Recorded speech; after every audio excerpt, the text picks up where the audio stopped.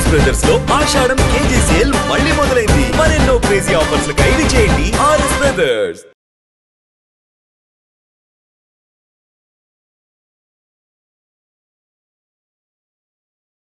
And మీ సినిమాలు చూస్తే sir, మీరు ఎవరికైతే సినిమాలు తీశారో ఆర్టిస్టులు చిరంజీవి గారు కానీ, శ్రీకాంత్ కానీ, మన కానీ, సుమన్ గారు కానీ, మిగతా ఆర్టిస్టులు అందరూ మీరు ఎవరైతే వాళ్ళ కెరీర్ స్టార్టింగ్లో మీ చెయ్యి ఇచ్చి వాళ్ళతో సినిమా తీశారో వాళ్ళందరూ అద్భుతమైన స్థానంలో ఉన్నారు. మీ చెయ్యి మీకు తప్పించి అందరికీ కలిసి వచ్చింది అంటే ఏమంటారు? అసలు తప్పు అంట సార్. ఎందుకంటే నేను సినిమా తీసాను అంతే సార్. దీంట్లో ఏమంటారు, దాంట్లో భగవద్గీతలో చెప్తాడు కదా, నువ్వు చేయాల్సింది చెయ్యి అంతే తప్ప నువ్వు ఆశించి చేయకూడదు అంటాడు. ఏం ఆశించి చేసింది కదా ఫస్ట్ పాయింట్. ప్లస్ నా అవసరానికి చేసింది ఇదంతా. మీరు చిరంజీవి గారు అంటారు, చిరంజీవి గారికి ఆ రోజు నాకు నా రెమ్యునరేషన్గా ఆయన చేశాడు కాబట్టి నేను చేశాను. నాకు ఆ సినిమా చేద్దాం, వేరే పెట్టి ఇంకా పెద్ద హీరోని పెడతానికి నా దగ్గర డబ్బులు లేవు, నా దగ్గర ఉన్న డబ్బులకి నేను చేశాను. సో ఆయన వచ్చి మళ్ళీ మనకేదో చేయాలనుకోవటం తప్పు. భానుచంద్ర అయినా, సుమన్ అయినా, శ్రీకాంత్ అయినా, ఎవరైనా కానీ నా అవసరానికి ఆ రోజు నేను చేశాను తప్ప వాళ్ళని ఉద్ధరిద్దామనో అని ఏమీ లేదు. వాళ్ళకైనా సెంటిమెంట్ ఉందో ఏమన్నా ఉంది మావాడు అనుకుంటే అనుకోవచ్చు, తప్పులేదు. అనుకోకపోయినా తప్పులేదు, ఇబ్బంది లేదు. మనకి అనుకోవాలని కూడా రూల్ లేదు సార్. అండ్ ప్రతిఘటన సినిమా టాపిక్ వచ్చింది కాబట్టి, అంటే ఇది మీకు సంబంధం లేని ప్రశ్న, కానీ మీరు చార్మి గారిని దగ్గర నుంచి చూశారు. ఆమెని అంటే చార్మీలో అందమని కానీ ఆమె బాగుంటుందని స్క్రీన్ మీద చూపించడం కానీ చాలామంది చేస్తే ఆమె యాక్టింగ్ సైడ్ మీరు చూపించారు. సో చార్మి గారు అలా కెరీర్ వెళ్తున్నప్పుడు అకస్మాత్తుగా ఆమె కెరీర్ ఆగిపోయి ఒక నిర్మాతగా టర్న్ తీసుకొని ఈ రోజున ఆమె కష్టపడుతుంది కానీ ఒక సైడ్ నుంచి నిందలు మోయడం కానీ, సో చార్మి గారి కెరీర్ ఇలా అవ్వడానికి మీరు దగ్గర నుంచి చూసిన మనిషి కాబట్టి ఎందువల్ల ఏందంటారు? కెరీర్ అని ఇంకా నేను కూడా ఆమె అంతకుముందు సక్సెస్ఫుల్ హీరోయినే. అవును. తర్వాత మన సినిమా చేసింది ఆమె బాగా నమ్మకం ఉంటుంది. తర్వాత పూరి గారి సినిమా ఏదో చేసింది, పేరు గుర్తులేదు, జ్యోతిలక్ష్మి. అది కూడా ఆమె అద్భుతమైన పెర్ఫార్మెన్స్ చేసింది, మంచి కథ. 2 సినిమాల్లోనే ఆమె ఎక్సలెంట్ పెర్ఫార్మెన్స్ ఇచ్చింది. ప్రాబ్లం చిరాకేసి ఉంటుంది, వీళ్ళు మంచి సినిమాలు చూడరు, మంచి పెర్ఫార్మెన్స్ చూడరు, వీళ్ళకి అనవసరం మనం చేయటం అని ఆమె రూట్ మార్చుకుని ఉంటాం. మార్చుకుని ప్రొడ్యూసర్ అయింది. సరిగ్గా ఈ ఇండస్ట్రీలో 100 మంది అంటే 100 అంటారు. ఆమె చేసుకుంటానే పోతుంది, పట్టించుకోవట్లేదు కదా, తన కష్టం తను పడుతూనే అంతే కదా. పని అయిపోయింది, మనం దాని గురించి కామెంట్ చేయటం ఎందుకు. ఆమె షీఈస్ డూయింగ్ గుడ్.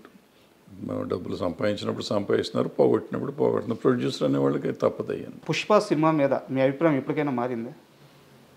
నాకేం అభిప్రాయపడ్డాను నేను, సినిమా బాగానే ఉందిగా. సినిమా బాగుంది. సినిమా మీరు చూడకముందు స్మగ్లింగ్ ఏదో చెప్పారు నాకు, స్మగ్లర్ అంట, పోలీస్ ఆఫీసర్ ఉండే పూల్లో పాసు పోస్తాడని చెప్పేసి ఇట్లాంటి కామెంట్స్ విన్నాను.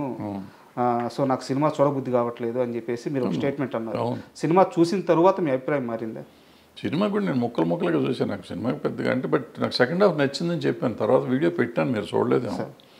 సెకండ్ హాఫ్లో ఫ్యామిలీ ఎలిమెంట్ ఏదైతే ఉందో, మిగతా సినిమా అంతా చండాలో నాకు ఇప్పటికీ కూడా. కానీ నా పెద్ద ఇష్యూ మామూలు రెగ్యులర్ కమర్షియల్ సినిమా అదే, పెద్ద పట్టింపు కాదు. కానీ వైఫ్ అండ్ హస్బెండ్ ఎలిమెంట్ తీశాడు, అద్భుతంగా తీశాడు. వాళ్ళిద్దరూ, ఆ అమ్మాయి ఈయన కోసం, ఈయన అమ్మాయి కోసం పడే పాటలు ఉన్నాయి. పుష్ప రష్మిక కోసం, రష్మిక కోసం, రష్మిక అర్జున్ కోసం వాళ్ళు మాట్లాడే మాటలు కానీ కమర్షియల్గా బాగున్నా కూడా నిజంగా కూడా ఎమోషనల్గా కూడా ఉన్నాయి. అట్ ద సేమ్ టైం ఒక భార్యాభర్తల అనుబంధాన్ని అటువంటి క్యారెక్టర్స్ మీద చూపించడం అనేది చాలా గొప్ప విషయం. ఇప్పుడు ఏదో మామూలుగా మిడిల్ క్లాస్ ఫ్యామిలీలో ఉంటుంది, ఇట్లా డబ్బు ఉండి ఆడ స్మగ్లింగ్ చేసేవాడికి ఒక భార్య మీద అంత ప్రేమ ఉంటుందా? అసలు భార్యను అంత ప్రేమించాలా, ఆ భార్య భర్తను అంత ప్రేమించాలా? అద్భుతంగా ఉంది అది.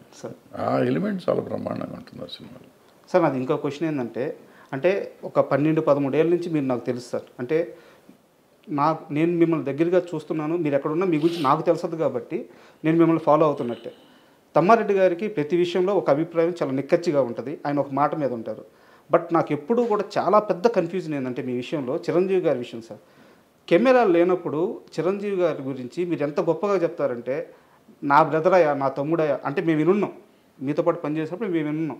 నా తమ్ముడు నేను సినిమాలు తీసాను, నాతో సినిమాలు తీసాడు, నేను ఇచ్చినప్పుడు రెమ్యునరేషన్ తీసుకున్నాడు, మా అనుబంధం ఇట్లాంటిది, నా స్టూడియోలో ఉండేవాడు, ఇంత గొప్పగా చెప్తారు చిరంజీవి గారి గురించి. కెమెరా లేనప్పుడు, నలుగురు మనుషులు క్లోజ్డ్ పీపుల్ ఉన్నప్పుడు.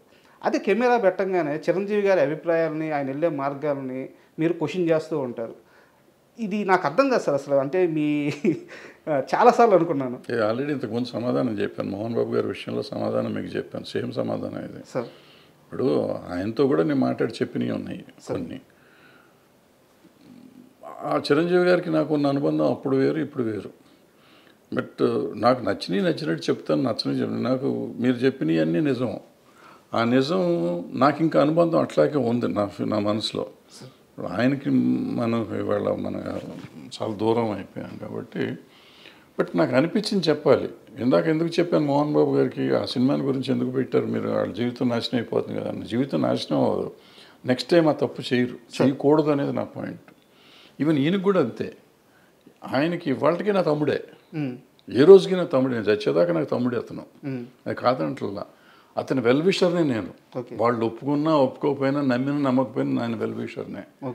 వాళ్ళు బాగుండాలి అంటే ఇలాంటి తప్పులు చేయొద్దని చెప్పడం, నా ఉద్దేశంలో ఉన్న తప్పులు చేయొద్దని చెప్తాను, ఇప్పటికి చెప్తాను నేను అనిపిస్తే. ఊరికి ప్రతిదానికి వచ్చేసి పని పాట లేకుండా దాని గురించి ఇప్పుడు మంచి మాటలు చాలా చెప్తాను నేను. చిరంజీవి గారిని చాలాసార్లు చాలామంది తిడతంటే నేను వచ్చి మాట్లాడి అడ్డం పడ్డ రోజులు చాలా ఉన్నాయి. మరి ఎందుకు పడుతున్నాను, నాకేం అవసరం సార్? నాకు అర్థం ఆయన నన్ను అడగడు కదా పాపం. ఎప్పుడు నాకు ఫోన్ చేసి ఏమండి వాళ్ళు ఎవరో నన్ను తిడుతున్నారు మీరు రండి అని పాపం ఎప్పుడు అనలేదు. వాళ్ళు ఏ జోలికి రాలేదు. బట్ ఎవరో అంటే తప్పు కదా. ఒక మనిషిని ఎందుకు ఇష్టాలతో సంబంధం లేదు. ముందు ఒక మనిషిని మనం కాపాడతాం కాదు, అనవసరంగా అతన్ని స్కేప్ గోట్ని చేయకూడదు. ఆయన చిరంజీవి గారు అవ్వచ్చు, ఇంకోళ్ళు అవ్వచ్చు, ఎవరినైనా కానీ మనం అనవసరంగా దాన్ని చేయకూడదు. ఎవరిలో అడ్వాంటేజ్ నోరు ఉంది కదా అని ఎవడు పడితే వాడు ఏది పడితే అది మాట్లాడితే మనం క్షమించకూడదు, వదిలిపెట్టకూడదు. అంటే at least I should raise my voice. Sir ఆయన కోసం నేను మంచి కోసం చెప్తాను. ఏదైనా తప్పు అని నేను చెప్పేది చాలామంది నెగిటివ్గా తీసుకుంటారు. నెగిటివ్ కాదు, నా ఉద్దేశంలో పాజిటివ్. అతనుకున్న చరిష్మాకి ఆయనకున్న దానికి కొన్ని ఆయన చేయకుండా ఉంటే బాగుంటుందని నాకు అనిపిస్తుంది. బట్ ఆయన పరిధిలో ఆయనకుంటే ఆయనకుంటేది మన అవసరం అనుకో ఎక్కువ. బట్ ఆగలేను. అది కూడా ఎవరిని అడిగితే చెప్తాను, కావాలని పెట్టి వీడియో పెట్టి చెప్పడం అనేది నేను చేయను. అంటే ఎందుకన్నా అంటే సార్, ఇప్పుడు ఇండస్ట్రీ అని కాదు సార్, 2 తెలుగు రాష్ట్రాల్లో కానీ మన ఇండియా వైడ్ కానీ మేము చిరంజీవి తమ్ముళ్ళవి, చిరంజీవి మా అన్నయ్య, మెగాస్టార్ మా అన్నయ్య అని చెప్పుకునే వాళ్ళు కొన్ని కోట్ల మంది ఉన్నారు. బట్ చిరంజీవి నా తమ్ముడు అని చెప్పే ఒకే ఒక్క పర్సన్ తమ్మారెడ్డి భరద్వాజ. అది మీరు ఎప్పుడు చెప్తూ వస్తున్నారు. బట్ ఏంటంటే కొన్ని సందర్భాల్లో మీరు చేసే కామెంట్స్ ఆయన మంచి కోసమే కానీ వెల్విషర్గా కానీ చేసే కామెంట్స్ అవి రాంగ్గా పోర్ట్రేట్ అయ్యి వెళ్ళిపోయినప్పుడు కొంతమందికి రాంగ్గా అర్థమవుతుంది. అన్నీ తెలిసిన మనిషిగా నాకు ఈ వైరుధ్యం అర్థం కాలేదు, అందుకని అడిగాను. పడ్డోడు ఎప్పుడు చెడ్డోడు కాదు మనకి. కానీ ఇండస్ట్రీలో ఆ నలుగురు ఎవరు అసలు ఉన్నారా లేరా? అన్నీ అయిపోయినాయి, వాళ్ళే ఒప్పుకున్నారు కదా. మళ్ళీ ఇప్పుడు కొత్తగా నేను ఎందుకు మాట్లాడతాను, వాళ్ళే వచ్చి ఈ మధ్య చెప్పారు మేమే నలుగురిలో ఉన్నాం కానీ మేము లేవు దాంట్లో అని చెప్పుకున్నారు. అంటే సమస్య ఏంటంటే చెప్పిన వాళ్ళందరూ మేము లేవంటున్నారు. అది చెప్పలేదు కాబట్టి, చెప్పారు కాబట్టి ఆ నలుగురే. మేము లేవన్న నలుగురు. అండ్ రానున్న కాలంలో చిన్న సినిమాల పరిస్థితి ఎలా ఉండబోతుంది?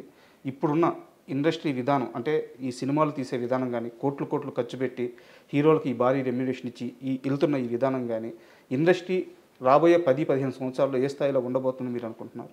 చిన్న సినిమాల పరిస్థితి ఎలా ఉండబోతుంది? పెద్ద సినిమాలు తీసే నిర్మాతల పరిస్థితి ఎలా ఉండబోతుంది? ఏం చాలా దుర్భరంగా ఉంటుంది, చూడాలి. అంటే మంచి సినిమాలు కొంచెం చిన్న సినిమాలు, అది మన కోర్టు ఆడినట్టు, బలగం ఆడినట్టు చిన్న సినిమాలు ఆడుతున్నాయి కదా, అట్లా ఆడుతూనే ఉంటాయి. But bad position. సార్ చాలా విలువైన మీ సమయాన్ని మాకు కేటాయించి, అంటే నేను అడగంగానే ఇంటర్వ్యూకి ఒప్పుకొని నన్ను ఎంకరేజ్ చేశారు. సో మీకు విలువైన సమయాన్ని మాకు ఇచ్చారు, చాలా థ్యాంక్ యూ సార్. మరో మంచి టాపిక్తో వీలైతే మళ్ళీ ఒక మంచి ఇంటర్వ్యూ చేద్దాం. Thank you.